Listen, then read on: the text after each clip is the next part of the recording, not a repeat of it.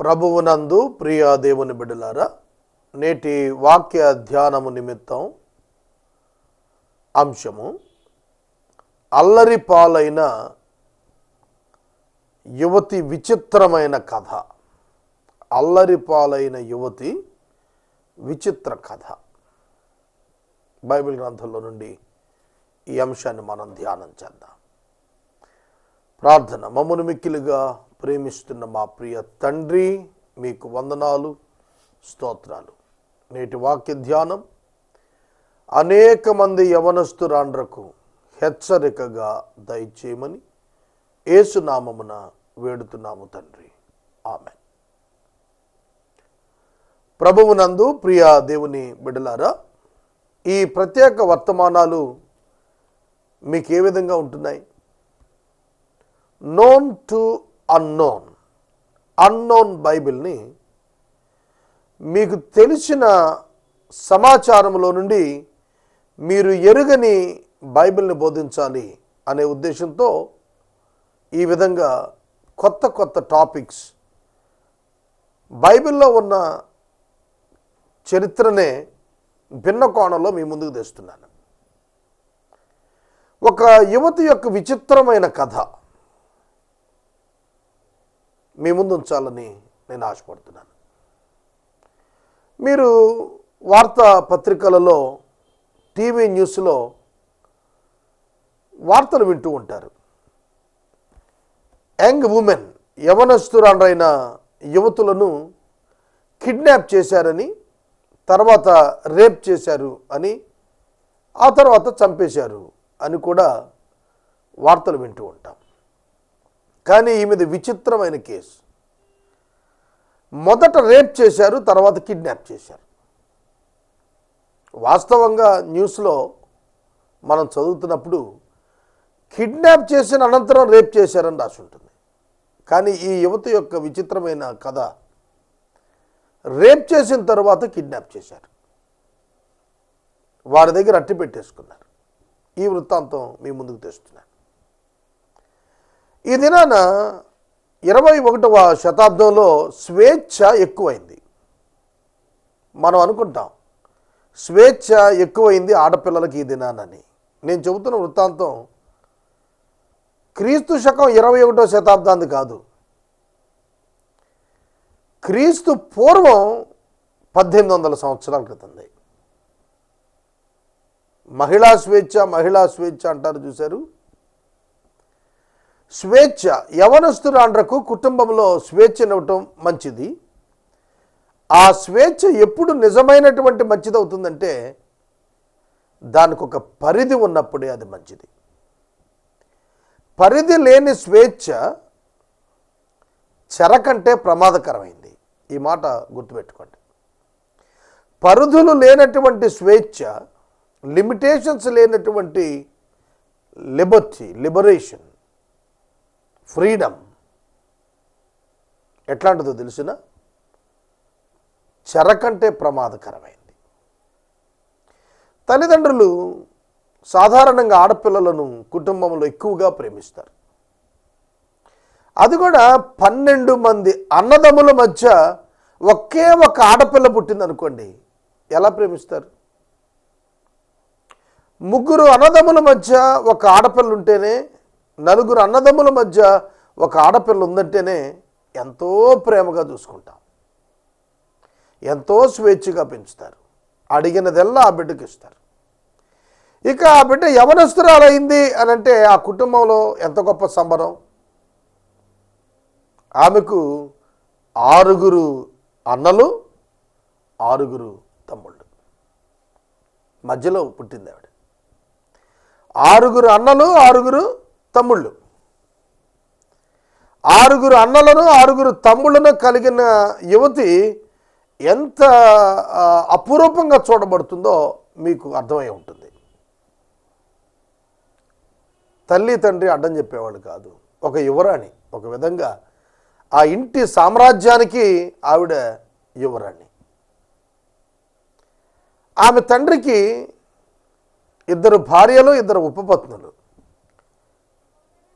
వాళ్ళల్లో ఎవ్వరికీ ఆడపిల్ల లేరు, ఒక్క దీనాయే ఆడపిల్ల. ఆ నలుగురు భార్యలకి కూడా ఒకే ఆడపిల్ల. ఇంకా ఎంత అపురూపంగా చూసుకొని ఉంటారో ఆలోచించండి. సాధారణంగా ఈ విధంగా పెరిగిన ఆడపిల్లలు కొంచెం పెంకితనంగా పెరుగుతారు, స్వేచ్ఛగా పెరుగుతారు, ఓవర్ యాక్టివ్గా, హైపర్ యాక్టివ్గా పెరుగుతారు. అదే కొంప ముంచుతుంది అనేది వాళ్ళు గ్రహించరు. ఈరోజు చాలామంది యవనస్తులు నేను చూస్తున్నాను, ఇప్పుడు కొత్తగా 1 సంవత్సరం 2 సంవత్సరాల క్రితం నుండి కళ్ళు మాత్రమే కనబడేటట్లుగా ముఖానికి మోటార్ సైకిల్ మీద వెళుతూ గుడ్డ కప్పేస్తున్నారు. ఎవరో కూడా తెలియదు. మన ఇంటిలో వాళ్ళు మన ముందు వెళుతున్నా కూడా మనం గుర్తుపట్టలేం. మోటార్ సైకిలో స్కూటరో చూసి గుర్తుపట్టడమే వీళ్ళు మనోళ్ళై ఉంటారని తప్ప, ఒక కళ్ళు కనపడటం తప్ప ముఖం కనపడకుండా గుడ్డ కట్టుకొని తిరుగుతున్నారు. దానిలో 2 ప్రయోజనాలు. ఒకటి, ఒక ప్రయోజనం, ఒక నష్టం. ఏమిటి ప్రయోజనం? ముఖానికి ఎండ తగలకుండా, మట్టి తగలకుండా, ఓకే గుడ్. రెండోది, ఎవరు గుర్తుపట్టకుండా కూడాను. ఏమిటి అంత రహస్యం? ఏమవుతుంది మీ ముఖం చూస్తే? వాళ్ళు దాచబడాలి. They want to maintain some secret so that they want to hide their face. వారు రహస్యాన్ని ఇష్టపడుతున్నారు కాబట్టి ముఖాన్ని దాచుకుంటున్నారు. యవనస్తులు ఈ విధంగా తయారవటానికి కారణాలు ఏమిటి? అధిక స్వేచ్ఛ. కుటుంబంలో అన్నలు, తమ్ముళ్ళు, తల్లిదండ్రులు ఆడపిల్లను ప్రేమించి ఇచ్చినటువంటి పరిపూర్ణ స్వేచ్ఛ, ఆ స్వేచ్ఛను దుర్వినియోగం చేసుకున్నటువంటి యవనస్తులకు కలిగేటువంటి నష్టం చాలా ప్రమాదకరమైన నష్టం. ఈరోజు ఆడపిల్లలు దీన్ని గుర్తుపట్టడం లేదు. ఒక తరం వెనకాల ఇలా లేరు ఆడపిల్లలు, ఇప్పుడు చాలా వేగవంతంగా ఉన్నారు. బైబిల్ గ్రంథంలో క్రీస్తు పూర్వం 1800 సంవత్సరాలప్పుడే ఈ చరిత్ర జరిగింది. అంటే ఒక ఆడపిల్లకు ఇవ్వబడినటువంటి స్వేచ్ఛను తనంతట తాను దుర్వినియోగం చేసుకుని ఇష్టానుసారంగా ప్రవర్తించేటట్లుగా వెళితే తన జీవితం నాశనం అవటమే కాదు, తన ఇంటి పరువు బజారున పడింది, తన తండ్రి పేరు బదనామైంది, తన అన్నలు నేరస్తులైపోయారు. ఇదే కదా ఇవాళ స్టోరీ కూడా. ఎవరో ఒక అమ్మాయి ఇంటి నుంచి బయటకు వెళుతుంది, తెలియని వారు ఎవరో ఎత్తుకుపోతారు, తెలుసుకునే కార్యక్రమంలో అన్నదమ్ములు పడతారు, తెలుసుకున్న తర్వాత వాళ్ళని చితగొడతారు, నేరస్తులు అవుతారు. ఆ ఇంటి పేరు అల్లరిపాలైపోతుంది. సింపుల్ రీజన్ ఏంటంటే ఆ అమ్మాయి ఇంటి నుంచి చెప్పకుండా బయటికి వెళ్ళిపోవటం. Without taking any once help, వేరొకరి యొక్క సహకారం తీసుకుని వెళ్లకుండా ఒంటరిగా బయటికి వెళ్ళిపోవటం వల్ల ఈ రోజున అనేక మంది సమస్యలు ఎదుర్కొంటున్నారు. ఇవాళ సెల్ ఫోన్ కల్చర్ వచ్చింది. ఇమీడియట్గా 1 గంట 2 గంటల్లో బిడ్డ ఇంటికి రాకపోతే ఫోన్ చేసి కనుక్కుంటాం, లేదా స్టేషన్కి వెళ్ళి రిపోర్ట్ ఇస్తాం. మరి ఆ రోజున ఫోన్ కల్చర్ లేదు. అయినప్పటికీ కూడాను సమాచారం వచ్చేసింది తండ్రికి, నీ కుమార్తె చెరచబడింది, పట్టబడింది, ఫలానా చోట ఉంది అనేది. ఎలా వచ్చింది? సెల్ ఫోన్స్, డిటెక్టివ్స్ ఉండక్కర్లేదండి. లోకం కోడే కూస్తుంది. లోకంలో చెడు సమాచారం చాలా వేగంగా ప్రవహిస్తుంది. బైబిల్ గ్రంథంలో ఆ తండ్రికి ఆ సమాచారం చాలా వెంటనే అందింది. తన కుమారులు పొలంలో పనిచేసుకుంటున్నారు, వృద్ధాప్యంలో ఉన్నాడు తండ్రి. ఇటు 6 అన్నలు 6 తమ్ముళ్ళు. కుమారులు పనిచేసుకుంటున్నారు. కుమారులు వచ్చేవరకు ఆగాడు, వచ్చి నాకు వాళ్ళతో షేర్ చేసుకున్నాడు. వాళ్ళు చాలా అద్భుతమైన స్టోరీ బైబిల్ గ్రంథంలో. ఎందుకంటే బైబిల్ ఎందుకు రాశాడు తెలుసు ఇవన్నీ? ఇవాళ యవనస్తులు బుద్ధి తెచ్చుకొని స్వేచ్ఛను పాడు చేసుకొని, స్వేచ్ఛను సరిగా వినియోగించుకోక ఇష్టానుకూలంగా ప్రవర్తించి తల్లిదండ్రులకు అవమానం, కుటుంబానికి అవమానం, తమ వ్యక్తిగత జీవితాలకు అవమానం తెచ్చుకోకుండా ఉండటానికే ఆనాడు ఈ చరిత్ర రాశాడు. 1800 సంవత్సరాలు క్రీస్తు పూర్వం అంటే ఇప్పటికీ 4000 సంవత్సరాలు, ఇంచుమించుగా 3900 సంవత్సరాలు. సేమ్ స్టోరీ రిపీట్ అవుతుంది. ఆ రోజు ఏమైందో ఇవాళ కూడా అది అవుతుంది. ఇవాళ కంటే ఆ రోజు ఇంకా దారుణం ఏంటంటే రేప్డ్ అండ్ కిడ్నాప్డ్. ఇవాళ కిడ్నాప్డ్ అండ్ రేప్డ్ అనే స్టోరీ చూస్తున్నాం, కానీ రేప్డ్ దెన్ కిడ్నాప్డ్, తరువాత కిడ్నాప్ చేశారు, చెరబట్టారు. ఈ వృత్తాంతం బైబిల్ గ్రంథంలో మీ అందరికీ తెలిసే ఉంటుంది క్రైస్తవులు కాబట్టి.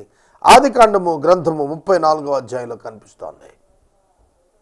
యాకోబు తన యొక్క ప్రథమ భార్య అయిన లేయాకు 7వ సంతానంగా దీనాను కన్నాడు. దీనా ఒకే ఒక కుమార్తె. యాకోబునకు 12 మంది కుమారులు. 6 కుమారులు లేయాకు పుట్టారు. రాహేలుకి 2 కుమారులు, జిల్ఫాకి 2 కుమారులు, బిల్హాకి 2 కుమారులు. మొత్తం 12 మంది కుమారులు, ఒకే కుమార్తె. అపురూపంగా పెంచాడు. ఆమె ఏం చేసిందో మొదటి వచనం చదువుదాం. లేయా యాకోబునకు కనిన కుమార్తె అయిన దీనా ఆ దేశపు కుమార్తెలను చూడవెళ్ళెను. ఆ దేశపు కుమార్తెలను హివియుడైన హమోరు పరిపాలిస్తున్న ప్రాంతం అది. ఆ దేశపు కుమార్తెలను చూడవెళ్ళెను, ఒంటరిగా వెళ్ళెను, చూచుటకు వెళ్ళెను. ఎందుకు వెళ్ళవలసి వచ్చెను? That is the question. ఆమె ఒంటరిగా వెళ్ళింది, పక్కన ఎవరూ లేరు. సాధారణంగా మనం కొత్తగా ఒక ఊరు వెళ్ళాం, కాపురం. యవనస్తురాలైన కుమార్తెను ఒంటరిగా బయటికి పంపిస్తామా? పంపాం. ఇక్కడ మెళుకువలో తల్లిదండ్రులు లేరని చెప్పద్దు. ఆమె మెళుకువగా లేదు. ఆమె రాబోయేటువంటి ప్రమాదం పట్ల మెళుకువ లేని స్త్రీ. అందుకే ఆమె ఆ దేశపు కుమార్తెలను చూడటానికి వెళ్ళింది. She wants to have the friendship with that girls. ఆ ప్రాంతపు ఆడపిల్లలతో ఆమె ఫ్రెండ్షిప్ చేయడానికి వెళ్ళింది. వీరి యొక్క కల్చర్, వీరి యొక్క భక్తి, వీరి యొక్క దేవుడు, వీరి యొక్క విధానం, వీరి యొక్క పెంపకం, it's all different from gentile people. ఇదంతా కూడా అన్యజనులకు నుండి ప్రత్యేకమైనది. కానీ ఆమె ఆ దేశపు కుమార్తెలను చూడటానికి వెళ్ళింది. She wants to make up the friendship with other women, other young girls. ఇతర యవనస్తురాలతో స్నేహం చేయటానికి కోసం ఆమె ఒంటరిగా వెళ్ళింది. She went alone. ఆమె ఒంటరిగా వెళ్ళింది. నేను మనవి చేస్తున్నాను, యవనస్తులైన ఆడపిల్లలు పరిచయం లేని వారి యొక్క పరిచయానికి, స్నేహానికి వెళ్ళటానికి ప్రయత్నించటం ఒక ప్రమాదం అయితే, రెండవ ప్రమాదం ఒంటరిగా వెళ్ళటం మరొక ప్రమాదం. తల్లిదండ్రులు దయచేసి మీ బిడ్డలను వాచ్ చేసుకోవాలి. యవనస్తురాండ్రు ఎవరిని కలుస్తున్నారు, ఎవరితో మాట్లాడుతున్నారు, ఆ బిడ్డలు ఎలాంటి వారు, ఆ బిడ్డల యొక్క క్యారెక్టర్ ఎట్లాంటిది, ఆ బిడ్డల యొక్క కల్చర్ ఎట్లాంటిది, వారి యొక్క ఫెయిత్ ఎట్లాంటిది, వారి యొక్క హ్యాబిట్స్ ఎట్లాంటివి, అవేమీ తెలియకుండా మీ బిడ్డలను వారితో ఫ్రెండ్షిప్కి అలౌ చేశారో జాగ్రత్త, ప్రమాదము. సోదరుడా, సోదరి, ఆమె ఒంటరిగా వెళ్ళింది. వెంటనే ప్రమాదం ముంచుకొచ్చింది. హివ్వీయుడైన హమోరు కుమారుడైన షెకెము ఆమెను చూచినప్పుడు మోహించాడు. చూడండి, చూచి వివాహం చేసుకోవాలని ఆశ ఉంటే తండ్రికి చెప్పి తండ్రిని యాకోబు ఇంటికి పంపించి పెండ్లి చూపులు ఏర్పాటు చేసి పెండ్లికి పిల్లని అడగాలి. అది పద్ధతి. పద్ధతి ఏమిటో తెలుసా? ఒక యవనస్తురాలు మీ వైపు వస్తే అక్కడ ఒక కుమారుడు చూచి ఇష్టపడితే పద్ధతి ప్రకారం వివాహానికి ప్రపోజల్ జరగాలి. ఇక్కడ అలా జరగలేదు. యవనస్తుడు ఆమెను పట్టుకున్నాడు, ఆమెతో శయనించాడు, ఆమెను అవమానపరిచాడు. He raped her. శయనించుట, సెక్షువల్ ఇంటర్కోర్స్, అవమానపరిచను. She was raped. ఆమె మానభంగం చేయబడింది. యవనస్తుడి కుటుంబం గొప్పదవ్వచ్చు, యవనస్తుడి కుటుంబం పబ్లిక్లో యాక్సెప్టెన్స్ ఉన్న కుటుంబం అయి ఉండొచ్చు. But it's not the way. ఇది విధానం కాదు. మనం చేస్తున్నాను. హమోరు షెకెము ఎంత పబ్లిక్ యాక్సెప్టెన్స్ ఉన్నాలో తెలుసా మీకు? ఆ ఊరి పెద్దలందరి దగ్గరికి వెళ్ళి యాకోబు అతని కుమారులు మనకు పిల్లనివ్వాలి అని అంటే సున్నతి చేసుకుంటేనే ఇస్తామన్నారు. కాబట్టి ఊరిలో ఉన్న మగాళ్ళం అందరూ ఒకే రోజు సున్నతి చేయించుకుందామంటే అందరూ ఒప్పుకొని చేయించుకున్నారు. అంత గుడ్ విల్ ఉంది. కానీ ఎందుకు ఈ చెడ్డ పని చేశాడు? గుడ్ విల్ ఉంది, యాక్సెప్టెన్స్ ఉంది, రిచ్ ఫ్యామిలీ, సొసైటీలో పేరు ప్రఖ్యాతులు ఉన్నాయి, చాలా పొలాలు ఉన్నాయి, డబ్బు ఉంది, ధనం ఉంది. కానీ ఏమి లేదు, దేవుని యందలి భయభక్తులు లేవు షెకెము ఇంట. దేవుని యందు భయభక్తులు కలిగిన వారైతే వివాహము అనంతరము సంసారానికి వెళతారు. కానీ వివాహానికి ముందు శారీరక సంబంధాన్ని పెట్టుకోరు. వివాహము అనంతరము శారీరక సంబంధం అనుమతించబడింది. శారీరక సంబంధం వివాహానికి మునుపు పాపము కనుక పాపమును గుర్చిన భయము వారికి లేదు. హమోరు దీనాతో చక్కగా మాట్లాడాడు, ప్రేమగా మాట్లాడాడు, నువ్వంటే ఇష్టమన్నాడు, అన్నీ చెప్పాడు. మీ నాన్న ఒప్పించి నేను వస్తానన్నాడు. తండ్రిని తీసుకుని యాకోబు ఇంటికి వెళ్ళి మరి బతిమలాడాడు, అయ్యా మాకు కావాలి, మీ అమ్మాయి కావాలి, మా దగ్గర మీరు ఉండండి, మీరు మాతో. ఒక రాంగ్ ఎలియన్స్ ప్రపోజల్కి దీనా వల్ల అవకాశం వచ్చింది. యాకోబు మాట్లాడకుండా ఉండిపోయాడు, మాటలు లేనివాడైపోయాడు. కానీ అన్నదమ్ములు అయితే కోపంతో ఊగిపోయారు. మా కుమార్తెను ఇట్లా పనిచేస్తాడా? కపటంగా ఆలోచించారు, ఒక జవాబు ఇచ్చారు. హమోరు షెకెము, మీరు అడిగింది బాగుంది, మమ్మల్ని మీ మధ్య ఉండమంటున్నారు, సంతోషం. మీతో వ్యాపారాలు చేసుకోమంటున్నారు, సంతోషం. మీ పిల్లలను కూడా మాకిస్తానంటున్నారు, మంచిది. అయితే సున్నతి లేని వారికి మా బిడ్డలను ఇవ్వం, కాబట్టి మీరు సున్నతి చేసుకోండి, ఆ తర్వాత ఆలోచన చేద్దామని కపటంగా చెప్పారు. ఈ విషయం యాకోబుకు తెలియదు. జాగ్రత్తగా వినాలి మీరు. తండ్రికి తెలియదు వీళ్ళు కుట్రతో ఆలోచించారేమో అనేది, తండ్రికి తెలియదు. కానీ లేవి షిమ్యోను ఇద్దరు కుట్రతోటి ఈ ప్రపోజల్ తీసుకొచ్చారు. హమోరు షెకెము వెళ్ళి వారి ఊరి గవిని యొద్ద నిలిచి వారి పెద్దలతో మాట్లాడి ఊరిలో ఉన్న మగాళ్ళందరూ కూడా దీనాన్ని తమ ఇంటకు తెచ్చుకోవటానికి సంతోషంగా వాళ్ళు యాక్సెప్ట్ చేసి వాళ్ళు సున్నతి చేయించుకున్నారు. 3 రోజులు ఆగారంతే. పురుషులందరూ బాధపడుతున్నారు. గోప్యాంగ చర్మము సున్నతి చేశారు, సర్కంసిషన్. సున్నతి చేసినప్పుడు పురుషులు బాధపడతారు కదా, అది అదనుగా తీసుకుని ఆ ఊరి మీద పడి లేవి షిమ్యోనులు ప్రతి వాడి పేక కోశారు, నమ్మించి గొంతు కోశారు, ప్రతి మగాడి గొంతు కోశారు, అంతే. They became the murderers. వాళ్ళు నరహంతకులైపోయారు, రక్తం చిందించిన వాళ్ళు అయిపోయారు. కనానీయుల మధ్య, పెరిజ్జీయుల మధ్య యాకోబు యొక్క పేరు బదనాం అయిపోయింది. ఇంటికి పిలిచినప్పుడు పిల్లను ఇవ్వం అని చెప్తే పోయేది కదా, ఇస్తామని చెప్పి నమ్మించి పురుషులందరినీ సున్నతి చేయనిచ్చి 3వ రోజున వాళ్ళని చంపేస్తారా? ఇదేం పద్ధతి? ఈ కుటుంబానికి కుటుంబం పరువు పోయింది. ఒక యవనస్తురాలు తన స్నేహం కొరకు అన్యులను ఆశ్రయించడానికి వెళ్ళిపోయినప్పుడు, ఒంటరిగా వెళ్ళినప్పుడు ఒక్కరోజు ఆగి ఆలోచించి తన జీవితం ఏంటి, తన కుటుంబం ఏంటి, తన కుటుంబ పరువు ఏమిటి, తాను వెళుతోంది భద్రమా కాదా, ఒక ఆలోచన యవనస్తురాలు కలిగి ఉంటే ఈ పరిస్థితి బైబిల్లో కనిపించేది కాదు. మనకి ఈ పరిస్థితి బైబిల్లో కనిపించేది కాదు. ఆమె జీవితం నాశనమైంది. లేవి షిమ్యోనులు వాళ్ళందరినీ నరికేసి పీకలు కోసేసి ఆమెను తీసుకొని తమ ఇంటికి తెచ్చేసుకున్నారు.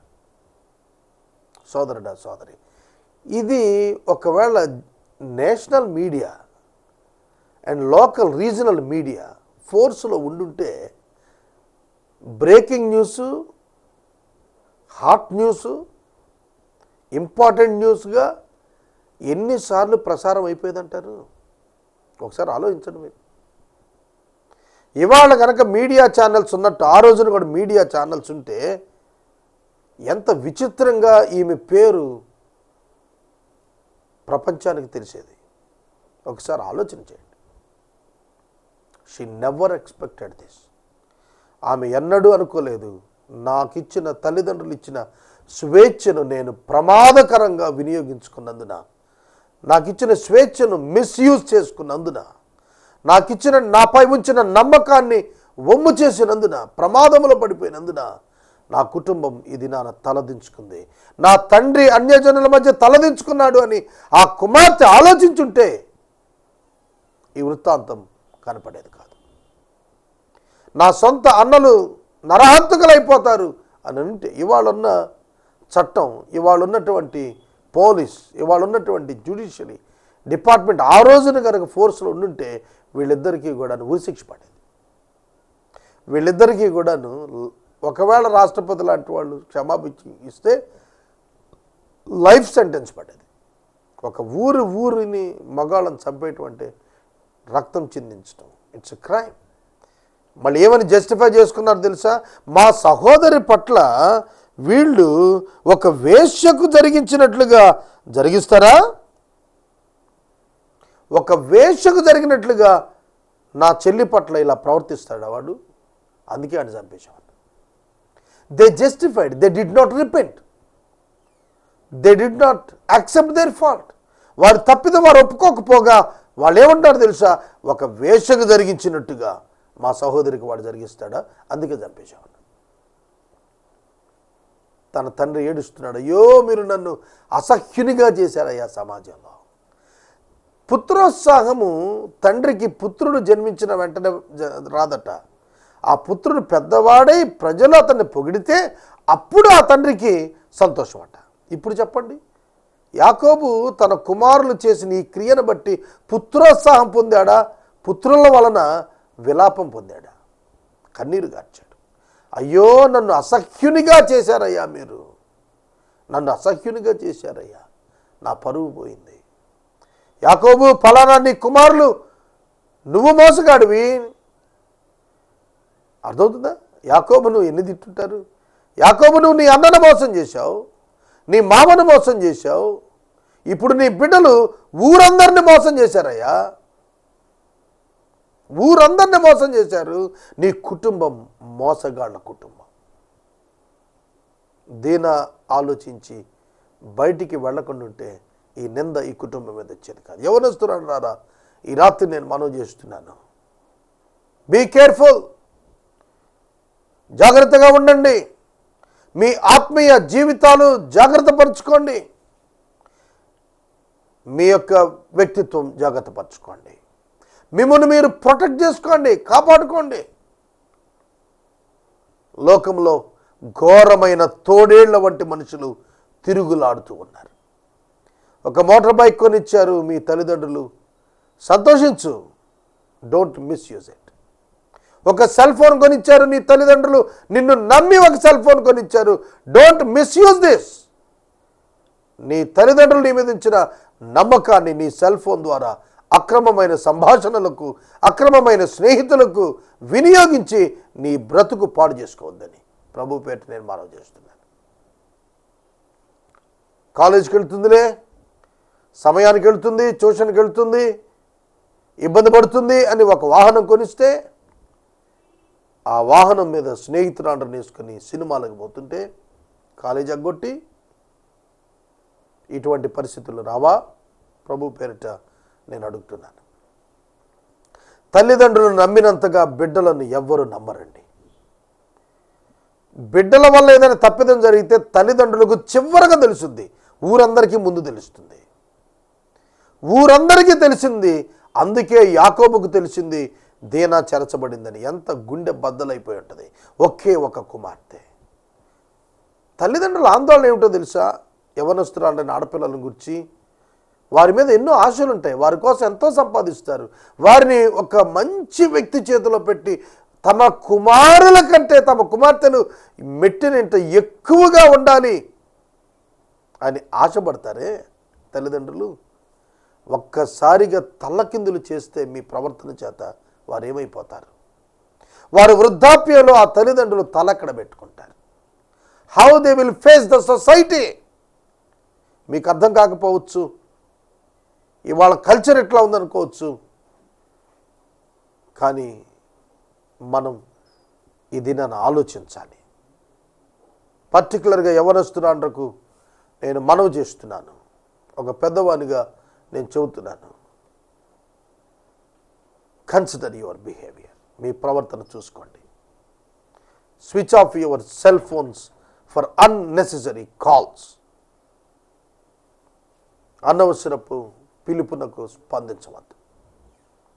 ఇవాళ కమ్యూనికేషన్ పెరిగింది, హృదయంలో ఆశలు పెరిగాయి, కోరికలు పెరిగాయి, వసతులు పెరిగాయి, అవకాశాలు పెరిగాయి, డబ్బు చేతి నుండి వస్తుంది. పిల్లలకు ఇష్టానుకూలంగా ప్రవర్తించి పాడైపోతున్నారు. ఆ దేశపు కుమార్తెలతో స్నేహానికి వెళ్ళి భంగపడినట్టుగా చూస్తున్నాం.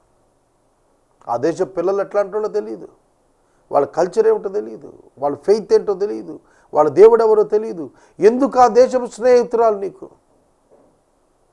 ఎందుకు వాళ్ళతో కలిసి ఉండాలని నువ్వు ఒంటరిగా ఎందుకు వెళ్ళిపోతున్నావు? దీన్ని ఆలోచించుకుని ప్రమాదం తప్పేది. హమోరు కుమారుడైన షెకెము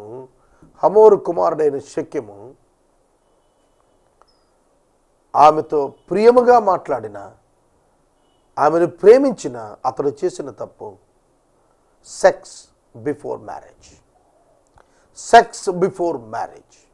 వివాహానికి ముందు శారీరక సంబంధం పెట్టుకున్నట అతడు చేసిన పెద్ద తప్పు. అది ఆ ఊరిలో తప్పు కాకపోవచ్చును, కానీ దేవుని పిల్లలకు అది పాపముగా ఎంచబడింది. వివాహ పరిధిలో శారీరక సంబంధము అనుమతించబడినది, భద్రపరచబడినది, దేవుని చేత అంగీకరించబడినది, దేవుడు ఆశీర్వదించేది. కానీ సెక్స్ బిఫోర్ ద మ్యారేజ్, వివాహముకు వెలుపట ముందస్తుగా శరీరమును అర్పించుట వ్యభిచారం కింద వస్తుంది, పాపం కింద వస్తుంది. ఇది నా యవనస్తులు దీనిని జాగ్రత్తగా చూడాలి. Premarital sex is 100% sin and against to the will of God and the word of God. దేవుని వాక్యానికి వ్యతిరేకం. నేను చెబుతాను, యాకోబు రాహేలును చూచిన వెంటనే ప్రేమించాడు. వింటున్నారా? నేను మరలా మాట్లాడతాను, ఇంకో ఎపిసోడ్లో చెప్తాను. లవ్ ఎట్ ఫస్ట్ సైట్, మొదటి ప్రేమ, మొదటి చూపులోనే ప్రేమించిన యాకోబును గురించి ఒక ప్రత్యేకమైన వర్తమానం మాట్లాడతాను. సోదరుడా, సోదరి, ఇది watch your young daughters, young sons, యవనస్తులైన కుమారులను, కుమార్తెలను మీరు జాగ్రత్తగా గమనించుకోండి. లోకంతో విజోడుగా ఉండేటట్లుగా వారిని పెంచకండి. అలాంటి తలంపుల వారుంటే వారిని మీరు అరికట్టండి. లేని ఎడల కుటుంబంలో తీవ్రమైన పరిస్థితులు వస్తాయి. కుటుంబ పరువు పోతుంది, కుటుంబంలో నేరస్తులు తయారవుతారు, కుటుంబానికి అవమానం వస్తుంది, బిడ్డల భవిష్యత్తు పాడైపోతుంది. ఈ రాత్రి వాక్యాన్ని ముగిస్తున్నాను. Be careful young women. ఆడపిల్లలు, యవనస్తురాండ్రు, జాగ్రత్తగా మిమ్మల్ని మీరు కాపాడుకోనండి. ప్రార్థించుకుందాం. ప్రియమైన దేవుని బిడ్డలారా, రేపటి వాక్య ధ్యానంలో మామ సలహా అల్లుని జోరు అనే అంశాన్ని బైబిల్ నుంచి నేను మాట్లాడతాను. మామ సలహా అల్లుని జోరు. రేపటి వాక్య ధ్యానం ఇది. ప్రార్థన చేసుకుని వాక్యం ముగించుకుందాం. మమ్మల్ని ప్రేమిస్తున్న మా తండ్రి, నేటి మా యవనస్తురాండ్రు తమ స్వేచ్ఛను పాడు చేసుకోకుండా, తమ బ్రతుకులు పాడు చేసుకోకుండా సహాయం చేయమని యేసు నామమున అడుగుచున్నాం తండ్రి, ఆమేన్. తండ్రి అయిన దేవుని ప్రేమ, కుమారుడైన యేసయ్య కృప, పరిశుద్ధాత్మని అన్యోన్య సహవాసం సదా మనకు తోడై ఉండును గాక. ఆమేన్.